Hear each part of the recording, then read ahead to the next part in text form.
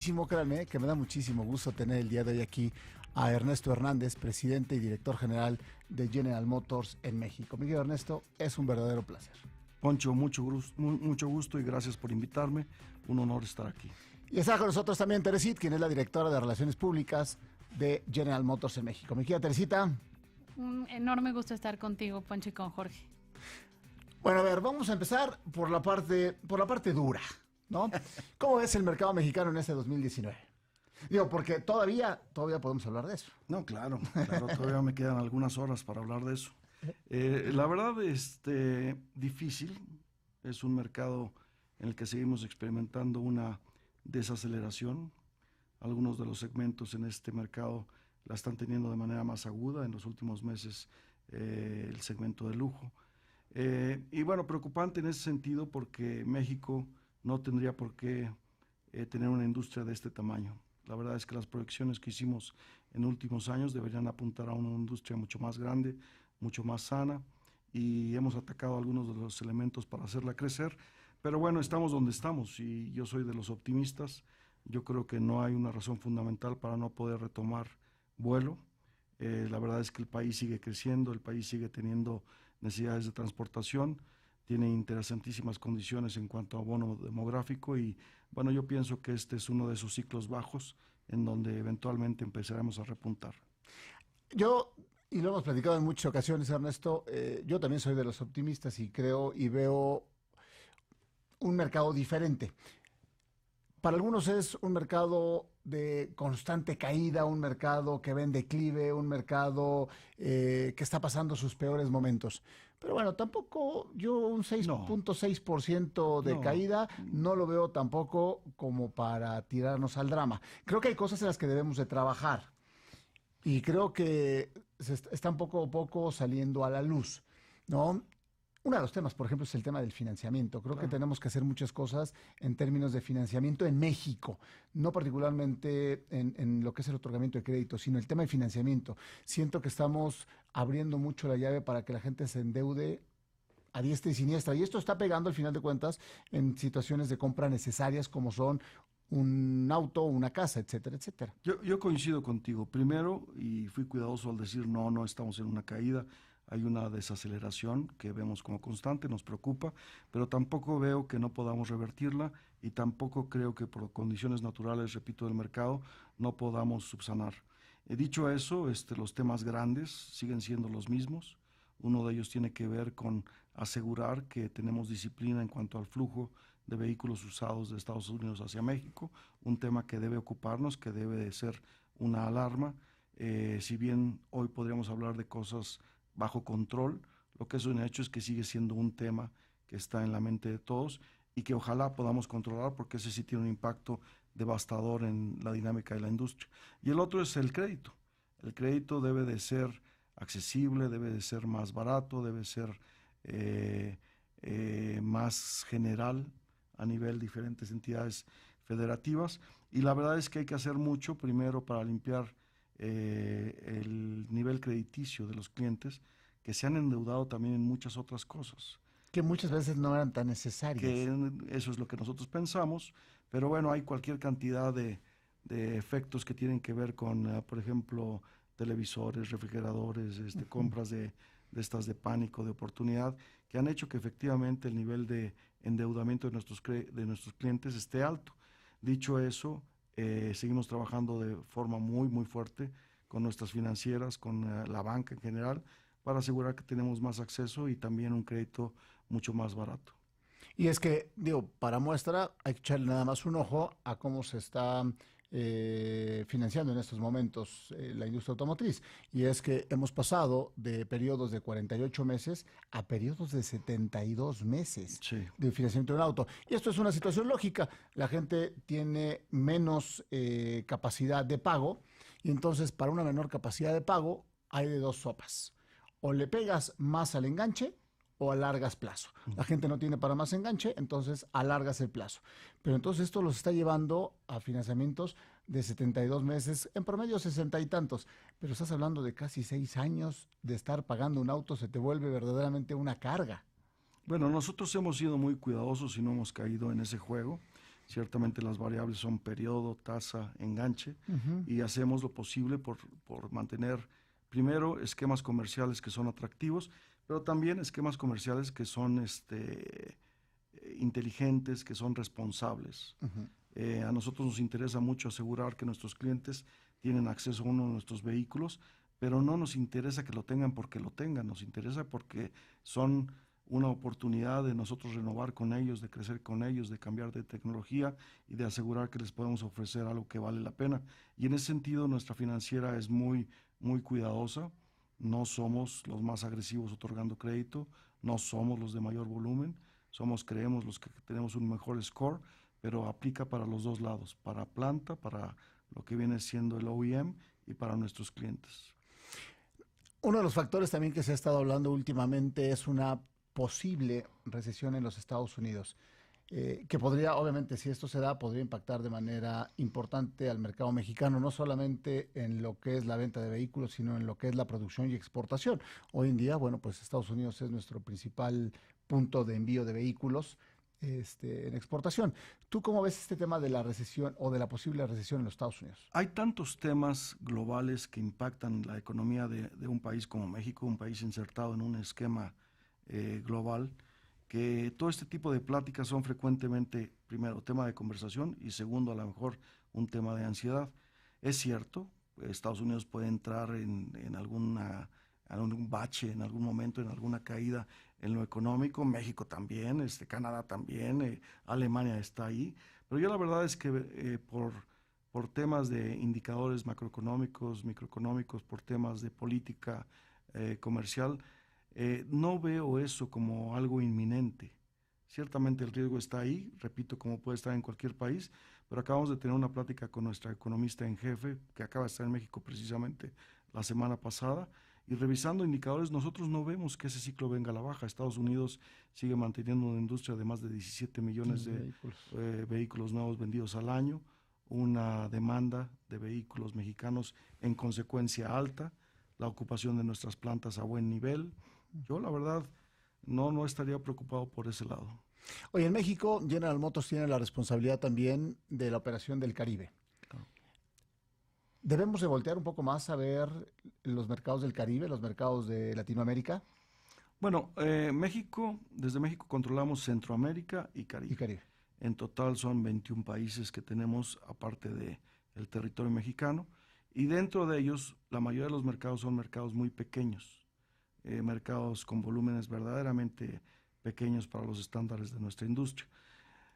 No todos son importantes en lo económico, son importantes para nosotros en tema de atención a nuestros clientes. Hemos tenido presencia en muchos de estos mercados durante muchos años, pero yo diría debemos de cuidar, por supuesto, mercados como Panamá, Costa Rica, Nicaragua, El Salvador, Guatemala y República Dominicana. Básicamente son los mercados que hacen el volumen, que hacen la presencia de una de nuestras marcas, en particular de Chevrolet en la región, y a eso estamos ocupados.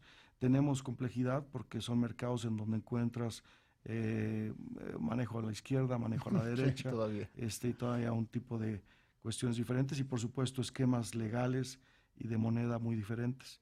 Pero yo creo que son mercados pequeños, se van a mantener pequeños en general, y los que te acabo de mencionar como específicos son los que más nos interesan. Un poco más hacia abajo, por ejemplo, yo sé que no es un tema de control de México ni tuyo en ese momento, pero tenemos que voltear a ver un poquito más, por ejemplo, mercados como Colombia, como Chile, como Brasil, Argentina. Bueno, nosotros estamos en constante contacto con nuestras operaciones en Sudamérica, que dividimos de dos maneras, lo que es el Cono Sur, y lo que es una región que le llamamos South America West, que a lo mejor es la que realmente puede ser como una continuidad del portafolio mexicano. Okay. Y en eso estamos incluyendo lo que es Colombia, Perú, Ecuador, Chile. Entonces, en las estrategias de largo plazo, mismas que no debiera yo de mencionar. Pero las vas a mencionar. No, es que hablamos de posibles intercambios e integraciones comerciales más profundas, ¿no? Argentina y Brasil son como mercados aparte, muy manejados por el portafolio de productos brasileño, que tiene algunas diferencias con el mexicano. Bueno, voy a hacer una breve pausa, nada más les quiero comentar. Ernesto Hernández tiene ya 40 años en la industria automotriz. 40 años. Casi 40, todavía estoy joven. Casi 40. Todavía no llegas a ese cuarto piso en la industria automotriz. ¿Te ha tocado estar o empezaste aquí en México? Claro. Ingeniero de carrera. Obviamente por eso es el tipazo que es, ¿no? Además con un inicio, tuviste una patada, un kickoff fenomenal, pero bueno, 40 años se dice fácil de estar trabajando en la industria automotriz y has tomado en conjunto con la corporación de dejar ya la vida corporativa y retirarte. Ahorita que regresemos de la pausa platicamos porque pues seguramente en todo este tiempo han pasado muchísimas cosas por tu cabeza y lo platicábamos apenas hace unos días. Estábamos allá en el evento de presentación del nuevo Corvette, octava generación, y sentados en la mesa echándonos una hamburguesa, pues salió el tema de tus inicios y salió el tema de todo lo que has pasado, dónde viviste, y lo platicábamos sin saber que bueno, pues ya en unos días más se iba a anunciar ya tu retiro. Claro. Entonces, con Ernesto Hernández, presidente y director general de General Motors, con Teresit, quien es la directora de Relaciones Públicas. Mi querido Jorgito, fíjate, es la primera vez que me ha tocado vivir esta situación, ¿no? Normalmente tenemos una gran relación, una gran interacción con los presidentes y directores generales de las marcas, pero pues de pronto, ya lo movieron y ya se fue a otro país. Y ya, pues no queda otra más que, oye, pues que te vaya bien, una comida de despedida y demás. Pero en esta ocasión ha sido algo muy especial con General Motors y en particular con Ernesto. Además, alguien con quien desde hace muchísimos años hemos tenido la oportunidad de convivir, y no solamente en temas de trabajo, sino hemos tenido la oportunidad más de tomarnos una cerveza viendo por ahí un partido de la final colegial de fútbol en Detroit y de ver varios partidos de fútbol americano allá en el Sagrado Vault, en el Renaissance, donde está el edificio corporativo General Motors. Pero apenas hace unos días platicábamos en la presentación de la octava generación de Corvette y pues de la nada salió en la mesa, además de la nada salió, porque empezamos a hablar de los autos clásicos y nos enseñabas uno que estabas por adquirir, un Caprice y demás. Y entonces ahí empezó a salir como que, pues ya sabes, temas de la nostalgia y empezaste a comentar temas de hace muchísimos años, sí, cuando habías estado en México inmerso en el proceso de varios autos, ¿no? Muchísimos proyectos grandes. Tuve la fortuna, a lo mejor yéndome hacia atrás, de trabajar primero en ingeniería, pero éramos 60 ingenieros. Imagínate, hoy tenemos en Toluca casi 1,000 ingenieros de diseño, una capacidad impresionante. Y me tocó a mí participar con otro grupo, por supuesto, en la creación, en el diseño de abrir capacidades de ingeniería en México. Y eso me quedó muy bien, me hizo llenarme de satisfacciones. Y en aquel entonces, aparte de un proceso de ingeniería, la parte de planeación de producto residía ahí y yo manejaba planeación de producto. Dentro de eso tuve participación en muchos productos y tal vez el icónico para el caso de General Motors fue el proyecto del Chevy. El Chevy. Un proyecto que nació siendo una integración, en teoría, de un vehículo alemán a una línea de producción americana, que ciertamente como empresa subestimamos y que cuando ya estábamos en el hoyo me asignan. Y fue un proceso durísimo, lo digo ahora con mucho orgullo y con mucha nostalgia, porque tuvimos casi de que deshacer todo lo que habíamos hecho para manufacturar en México y eventualmente hacer nuevas emisiones, nuevas formas de producir este vehículo en México, y acabó siendo un exitazo, ¿no? Un vehículo donde vendimos más de 1,000,000 de unidades. Ese tipo de proyectos se repitieron en el camino y la verdad me siento más que orgulloso de haber participado en ellos. ¿Te acuerdas de tu primer día en General Motors? Perfecto, me acuerdo hasta el día que me contrataron, porque estuvo muy curioso. Básicamente en aquellos tiempos el entonces director de personal me dio un sobre cerrado que yo no sabía que tenía, me mandó a un edificio X, llegué a ese edificio preguntando por un ingeniero, yo sin obviamente abrir el sobre ni nada. ¿Tenías qué edad? Tenía 22 años, o sea, recién graduado. Recién salidito de la universidad. Y entré y el tipo que recibió el sobre lo abrió y felicidades, ya estás dentro, empiezas el 1 de julio. ¿Pero cómo? 1 de julio. 1 de julio de 1980, con un sueldazo. Yo me había contratado en otra compañía, porque en ese momento la General Motors estaba en huelga, y finalmente entré, pero caí en blandito, la verdad. No solo la recepción, el equipo, la gente que fui conociendo fue haz de cuenta, empatía total. Y la verdad es que fue una carrera brillante en el sentido de que toda la gente que me apoyó era gente muy, muy talentosa y no tuve más que buena recepción toda mi vida.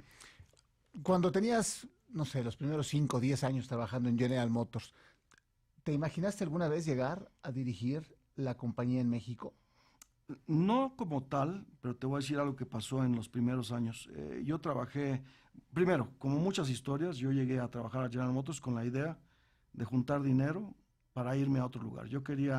Mi sueño era estudiar matemáticas, imagínate, matemáticas en Europa, ¿no? Y yo quería juntar dinero para después irme.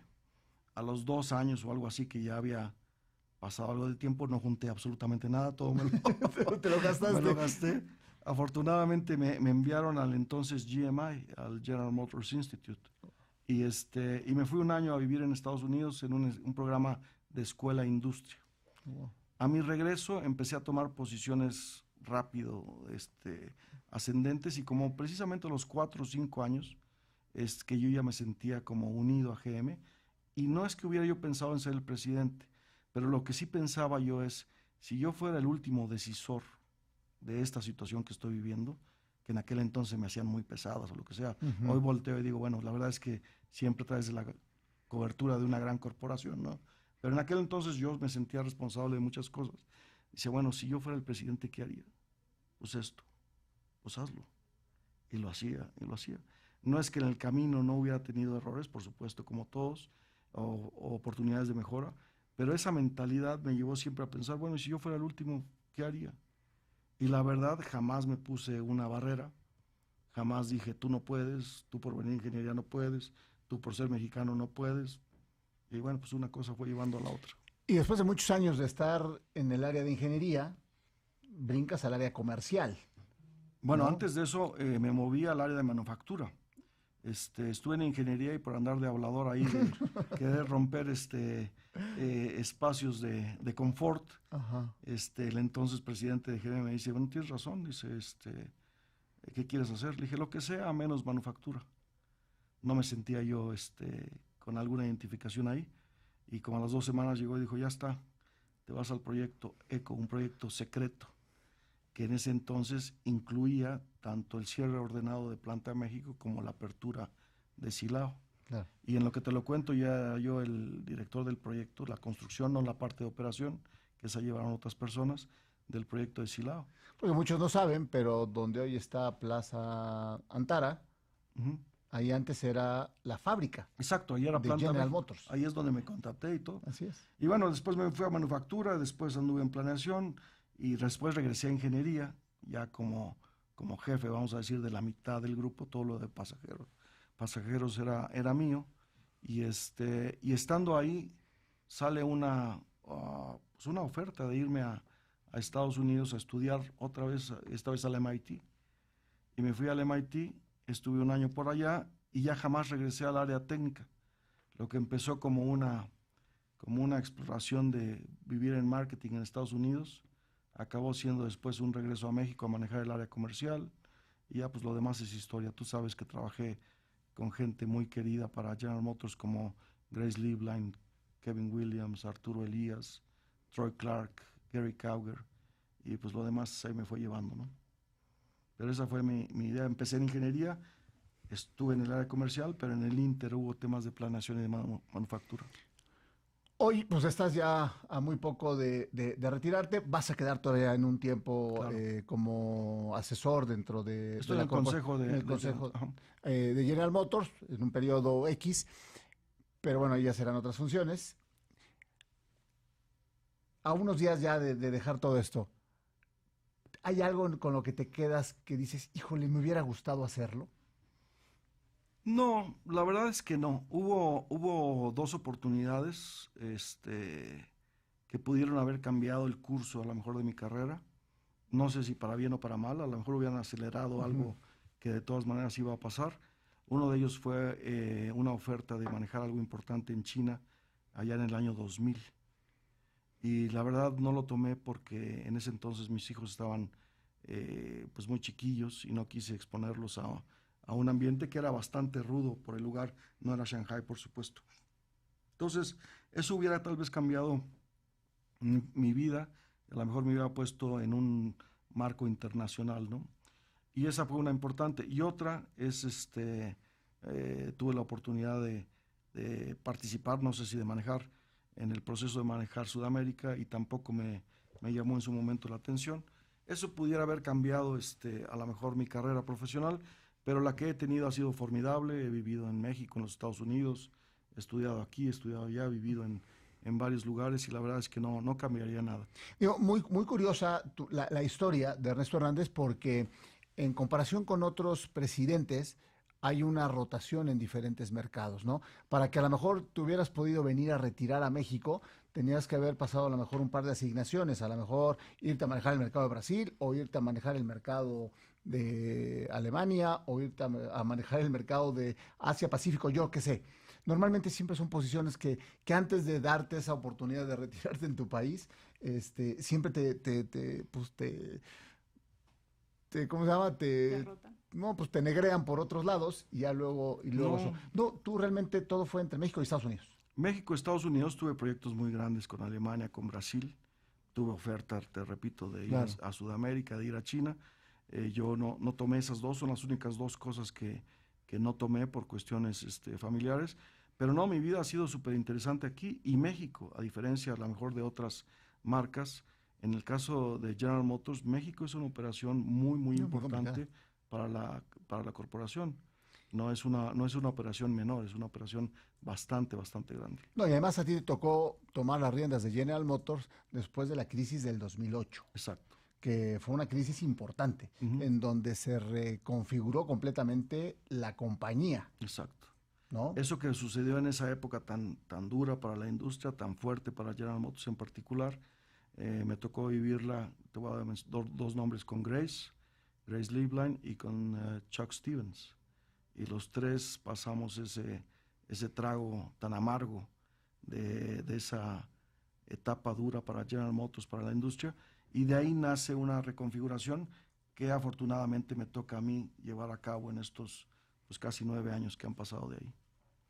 Ernesto, ¿qué sigue ahora para General Motors ante la decisión que tomaste de, pues ya, de retirarte, de dejar ya la vida corporativa, de dejar las riendas de General Motors?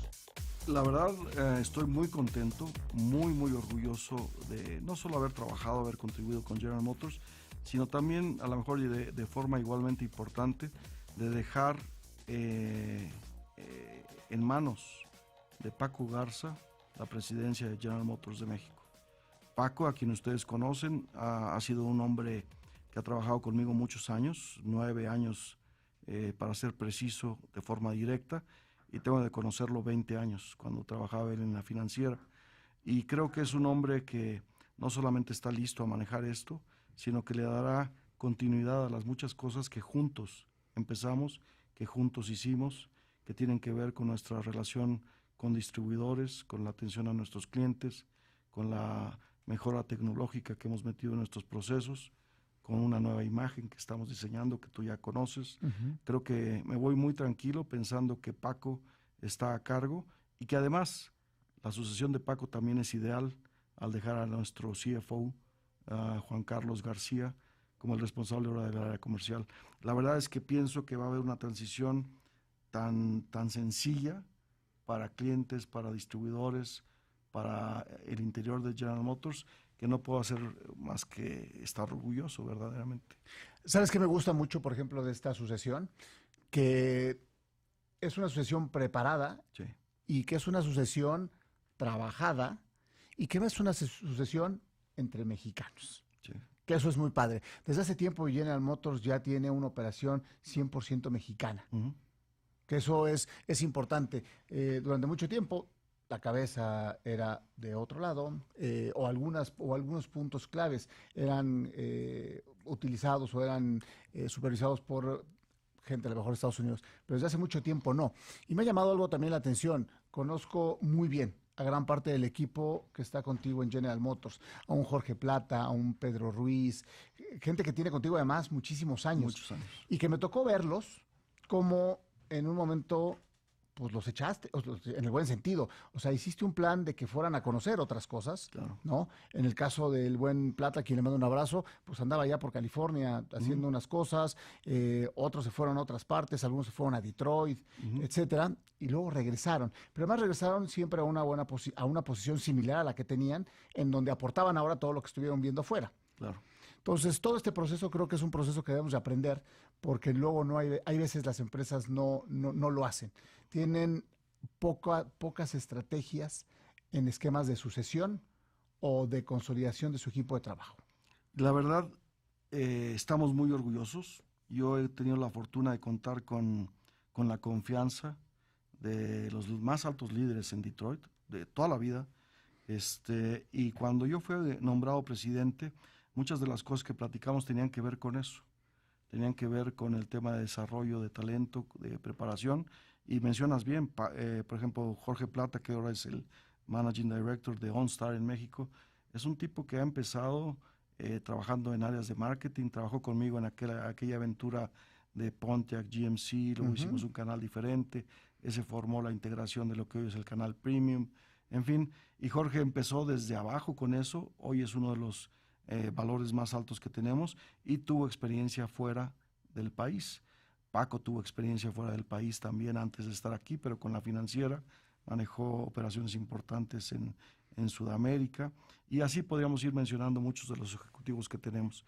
La verdad es que hay mucho talento y yo he contado con la confianza del corporativo de hacer lo que tengamos que hacer para asegurar que tenemos sucesión. Hoy se da en una manera natural, pero como dices, no solo esos puestos que estoy mencionando, sino el resto del staff es realmente un staff talentoso, listo para enfrentar lo que venga. ¿Qué sigue para General Motors? Yo pienso que estamos en una posición inmejorable. Hemos sido referentes de esta industria durante muchos años. Somos por mucho la empresa más grande automotriz en México. El nivel de reputación que tenemos es impecable, no lo digo yo, lo dicen terceras partes, reconocimientos que hemos recibido tanto de imagen corporativa como de responsabilidad social, como de lugares de trabajo, y hemos también hecho lo correcto por modernizar nuestras operaciones. Ejemplo, la torre General Motors, las instalaciones de nuestras plantas, el balance de género que hemos impulsado. Yo me voy muy contento y repito, pensando en que Paco se queda a cargo, muy, muy tranquilo del futuro de General Motors. Esa parte yo creo que se queda en unas extraordinarias manos. Y pues la pregunta obligada, ¿qué va a ser de Ernesto Hernández ahora? Bueno, yo sigo ocupado, no me muero. Sí, ocupado, dice, su agenda dice, me levanto y me desocupo a partir de ahora. Exacto. La de hoy dice, por ejemplo, nada, lunch, nada. No, tengo muchas cosas que hacer, tú sabes, tengo el honor de servir en algunos consejos, tanto en México como en Estados Unidos. Eso va a seguir y sigue también abriéndose una posibilidad interesante de tener un par de boards adicionales que estoy evaluando seriamente. Nunca por mi cabeza hubiera pasado la idea de consultoría, pero hoy hay una cantidad de llamadas interesantes que me hacen pensar que a lo mejor algo en esa línea pudiera salir.